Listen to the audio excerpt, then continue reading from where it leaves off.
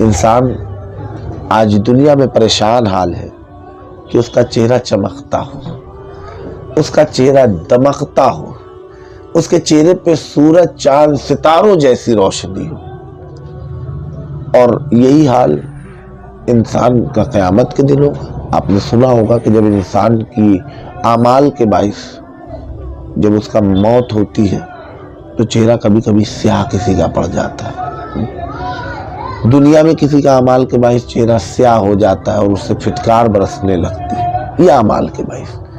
اسی طریقے سے قیامت کے دن وہ کون سے لوگ ہوں گے؟ جیسے دنیا میں جو نمازی ہوتا ہے اس کا چہرہ چمکتا ہے، جس کے دل میں عشق رسول ہوتا ہے اس کا چہرہ چمکتا ہے۔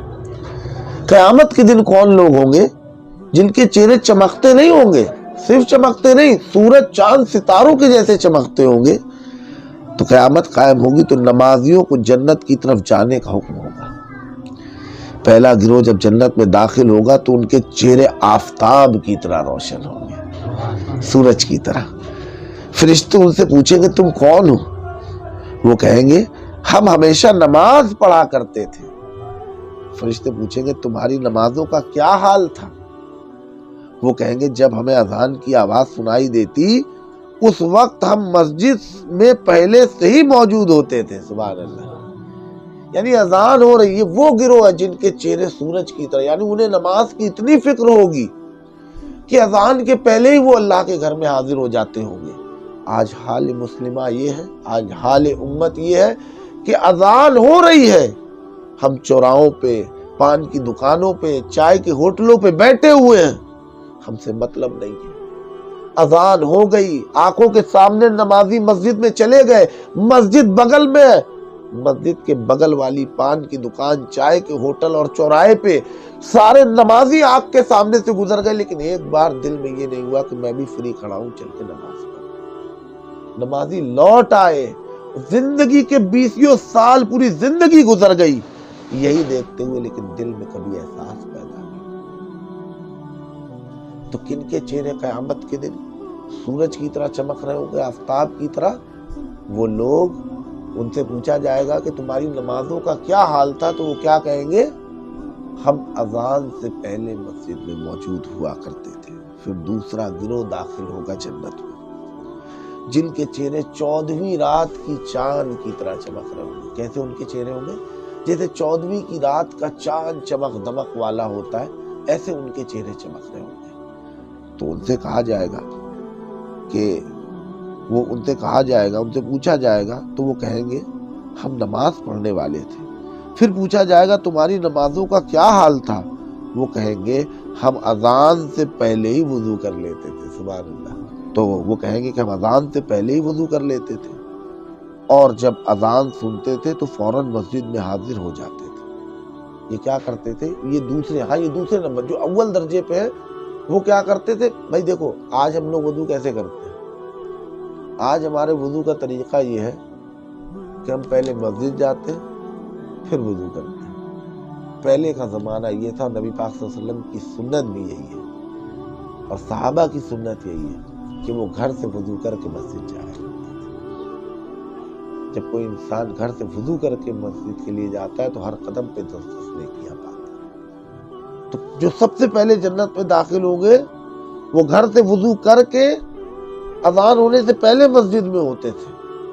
جو ان کے بعد جنت میں داخل ہوں گے وہ اذان سے پہلے وضو کرتے تھے اور جیسے ہی اذان سنتے تھے مسجد کی طرف چلے جاتے تھے۔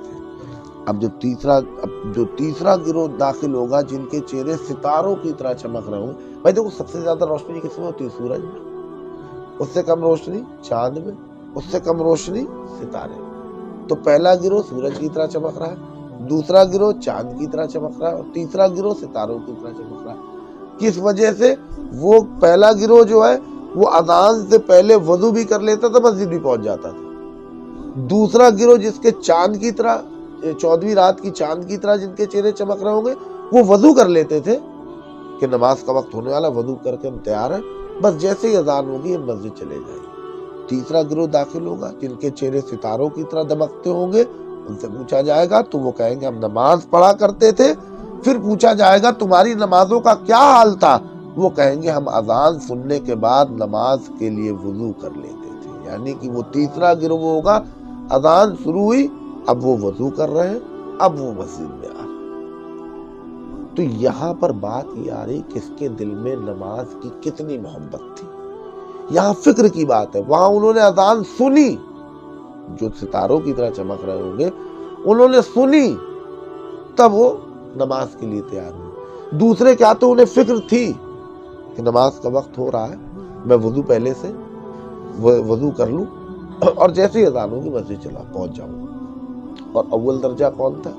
جو وضو کر کے مسجد کے اندر پہلے سے پہنچ کے نماز کا انتظار کیا کرتے تھے کہ اب اذان ہوگی نماز۔ تو 14ویں رات کے چاند ہو، چاہے آفتاب ہو، چاہے ستارے ہو، ان کی جیسی چمک دمک قیامت کے دن انہی کے چہروں پہ ہوگی جو نماز پڑھتے ہوں گے اور فکر سے پڑھتے ہوں گے۔ یہاں فکر کا معاملہ ہے کہ کس کو کتنا زیادہ فکر تھی نماز۔ یہ نہیں کہ گرتے پڑھتے آخری رکعت میں ہمام جیسے پہنچ جاتے ہیں، گرتے پڑھتے پہنچے چلو آخری قاعدہ آخرہ ہی مل جائے۔ ہاں کوئی اجر ہے، وہ بات الگ ہے۔